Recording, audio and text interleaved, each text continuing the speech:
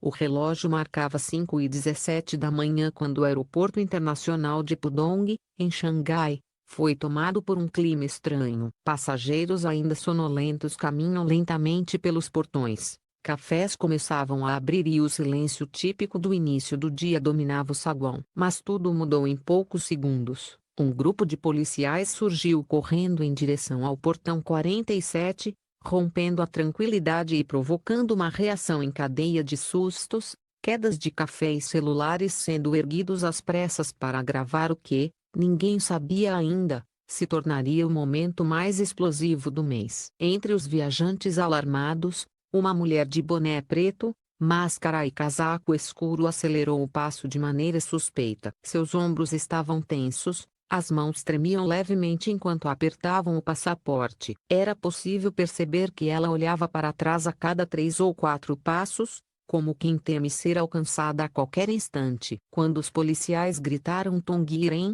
pare agora, o choque se espalhou pelo saguão como uma onda elétrica. Ela, a atriz, a influenciadora, a colega de elenco favorita dos fãs, estava ali, tentando embarcar às pressas em um voo internacional. Era impossível não reconhecer a atmosfera de desespero que a cercava. Tongiren tentou acelerar mais, mas 2 agentes ultrapassaram a fila, bloquearam o caminho e prenderam seus braços. A cena foi brutal, crua, e intensa. Ela lutou, implorou em voz alta, repetindo desesperadamente: eu não fiz nada.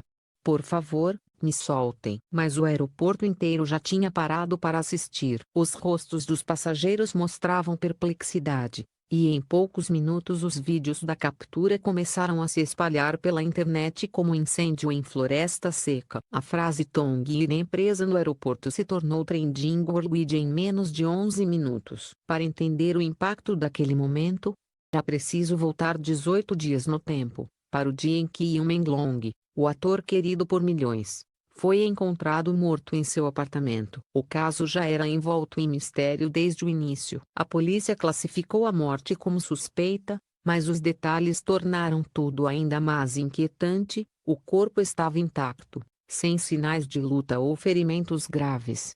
O ambiente ao redor sugeria alguma forma de distúrbio. Um vaso quebrado, uma cadeira caída, a sensação de que algo havia acontecido ali. Algo silencioso, rápido e frio. 3 pessoas foram chamadas para prestar depoimento: o assistente pessoal de Menglong, seu gerente, e a terceira pessoa, Tongiren, amiga próxima e colega de trabalho em diversos projetos. A princípio, ela estava longe de ser suspeita. Sua primeira versão era simples: naquela noite, ela teria ficado em casa, desligado o celular e descansado. Não havia nada a temer. Seu depoimento parecia limpo, coerente e sem contradições aparentes. Mas foi justamente aí que o caso começou a escurecer. Enquanto revisavam imagens próximas ao condomínio de Imenglong, os investigadores perceberam uma figura feminina com estatura e postura muito semelhantes às de Tongiren. A mulher usava máscara e boné, algo comum naquela área, mas a data e o horário chamaram atenção: 2h41 da madrugada, exatamente dentro da janela em que Menglong teria perdido a vida. As dúvidas cresceram quando a polícia conseguiu dados de geolocalização de um táxi por aplicativo. Às 2h28, um aparelho registrado em nome de Tongiren havia sido rastreado a apenas 350 metros do prédio de Menglong. Isso confrontava diretamente o que ela havia declarado, que não havia saído de casa naquela noite. Embora esse conjunto de informações ainda não a colocasse como culpada, a transformava imediatamente em pessoa de interesse. E o mais estranho estava por vir. Poucas horas antes de a polícia enviar uma nova intimação para que ela voltasse à delegacia, Tongiren desapareceu de sua residência. Às 4h12 da manhã, uma passagem só de ida para Kuala Lumpur foi comprada com o seu nome, utilizando cartão internacional. A tentativa de fuga soou como um alarme ensurdecedor. A polícia agiu imediatamente. Alertas foram emitidos, e o aeroporto recebeu instruções expressas para monitorar qualquer movimentação suspeita. Quando ela apareceu no portão 47, segurando o passaporte com força e evitando olhar diretamente para câmeras, havia mais dúvidas: ela estava fugindo. Detenção, embora rápida, carregava um peso quase cinematográfico. As luzes frias do aeroporto refletiam no chão polido enquanto o eco dos passos apressados dos policiais preenchia o ambiente. A tensão era palpável. Um bebê começou a chorar. A mulher deixou cair a mala. Um adolescente transmitiu tudo ao vivo.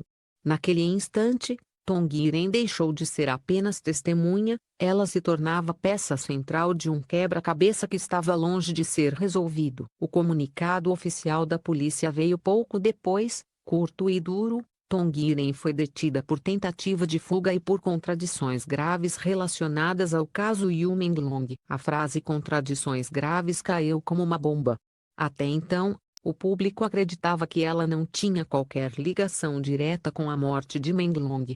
Mas agora, parecia haver algo muito mais profundo por trás da investigação, algo que a polícia poderia estar escondendo até aquele momento. Quando Tongiren foi levada, ainda algemada, em direção ao veículo policial, ela parou por um segundo. Virou-se lentamente para as câmeras que disputavam espaço para filmá-la. Seus olhos estavam arregalados, cheios de medo, mas também havia uma estranha determinação em sua expressão. E então ela disse, em voz clara o suficiente para um microfone mais próximo captar: vocês estão prendendo a pessoa errada. O verdadeiro culpado ainda está lá fora. A frase congelou quem ouviu. Era um aviso? Desespero? Ou uma verdade terrível que ninguém estava preparado para encarar? A partir daquele segundo, o caso Yu Menglong, antes considerado misterioso, se transformou em algo muito maior, muito mais sombrio. Tongiren deixou de ser apenas uma suspeita, tornou-se o enigma mais perigoso dentro de uma história que estava apenas começando. A sala de interrogatório número 3 parecia mais fria do que o normal naquela manhã. As paredes cinzentas, luz branca estéril e o silêncio calculado criavam um ambiente que faria qualquer pessoa tremer. Mas Tongiren, agora sentada diante de dois investigadores veteranos, não parecia a mesma mulher desesperada que havia sido arrastada para fora do aeroporto horas antes. Ela respirava fundo, apoiava as mãos sobre a mesa de metal e mantinha os olhos fixos no reflexo difuso de sua própria imagem. Não havia lágrima, não havia histeria, havia apenas uma tensão silenciosa, como se ela carregasse algo pesado demais para ser dito em voz alta. Quando o detetive abriu a pasta com as evidências, o som seco do papel pareceu cortar o ar. Ele perguntou calmamente: por que você mentiu no seu primeiro depoimento, Tongiren? Ela manteve o olhar baixo por alguns segundos antes de responder, com a voz rouca: porque eu estava com medo. E por quê? Eu não sabia em quem confiar. O detetive pressionou. Mostrou a ela o mapa de localização do celular, a imagem borrada da figura no CCTV e, finalmente, a passagem aérea comprada às pressas. Ela fechou os olhos por um instante, como se cada evidência fosse um golpe. E então, finalmente, decidiu falar. Eu estive perto do prédio do Menglong naquela noite. Não para machucá-lo. Eu fui até lá porque ele me pediu. A declaração caiu como uma pedra no silêncio da sala. O detetive ergueu a cabeça, atento. Ele pediu? Como assim? Tongiren respirou fundo, voz quase falhando. 3 dias antes de morrer, ele me ligou. Parecia desesperado. Disse que alguém estava ameaçando ele. Disse que estava recebendo mensagens anônimas. As mãos do detetive pararam de escrever. Tong continuou, agora mais firme. Ele disse que estava sendo seguido, que alguém observava de longe.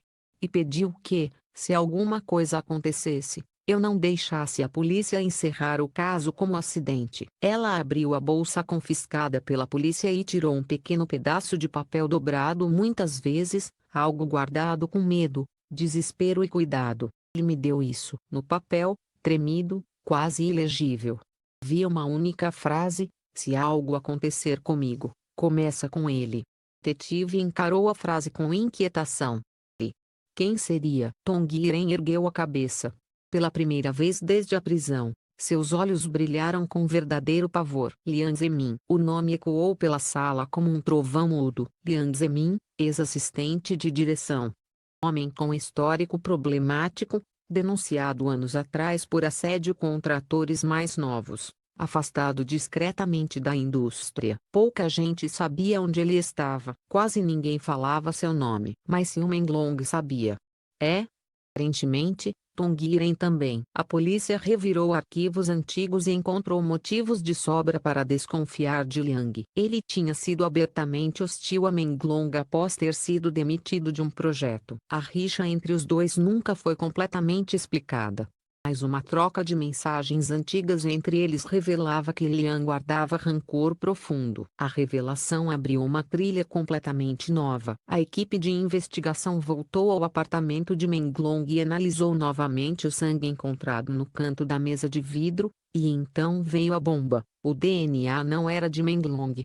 Era de um homem, e o perfil genético batia com Liang Zemin. A partir daí, o caso se transformou em um jogo de sombras. Tongiren admitiu que havia ido ao prédio do ator naquela madrugada porque havia recebido uma mensagem assustadora: se você não se afastar dele, vai acabar como ele. Ela correu para avisar Menglong, mas, quando chegou, encontrou a porta do apartamento entreaberta, a luz apagada e um silêncio que parecia pulsar de dentro das paredes. Um calafrio percorreu seu corpo quando ela ouviu passos rápidos na escada de emergência. Ela tentou seguir, mas o medo a paralisou. E esse pânico, misturado à confusão, fez com que ela cometesse o erro fatal: esconder tudo. Eu não sabia se era ele. Eu não sabia se Menglong ainda estava vivo. Entrei em pânico. Eu fugi. Sua voz quebrou. Mas não havia lágrimas, apenas uma exaustão amarga. O detetive não parecia totalmente convencido. Então, por que tentar fugir do país? Tongiren fechou os olhos. Porque eu recebi outra mensagem ontem à noite. Ela pediu o celular e permitiu que os investigadores o desbloqueassem. Na tela, uma mensagem enviada de número desconhecido dizia: "Você é a próxima." O silêncio que se seguiu foi pesado demais.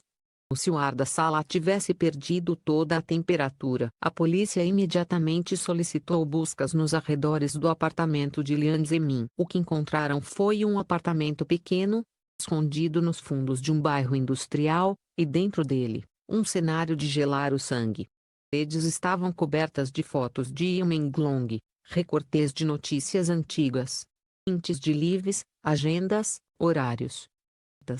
No centro de tudo, um mural perturbador reunia fotos de Menglong e Tongiren juntos em eventos, programas, projetos antigos. Como entrar no santuário de um stalker. Mas o pior estava em uma mesa de madeira, no canto. Um caderno. E na última página, uma frase escrita com força suficiente para quase rasgar o papel: "Ainda não terminei." O homem estava desaparecido. E agora não havia mais dúvidas. Liang Zemin não apenas era o principal suspeito da morte de Yu Menglong, como também estava à solta, com potencial para atacar novamente. Tongiren, outrora vista como suspeita, foi colocada sob proteção imediata. Seu status mudou de investigada para testemunha-chave, mas ainda sob acusações de omissão e obstrução. A opinião pública, antes dividida, agora mergulhava em pânico. A internet fervia com teorias, medos e a sensação de que a verdade talvez fosse muito mais sombria do que qualquer um imaginava. E enquanto a polícia organizava uma força-tarefa para capturar Liang Zemin, uma pergunta pairava no ar como um sussurro macabro: ele planejou tudo isso por tanto tempo. Se ele eliminou Menglong sem deixar rastros claros, o que exatamente ele está prestes a fazer agora? Infelizmente, o caso Yu Menglong ainda estava longe de um fim. E a cada novo detalhe revelado, a escuridão ao redor dele parecia se aprofundar ainda mais, como se alguém, em algum lugar, estivesse observando tudo, esperando pela próxima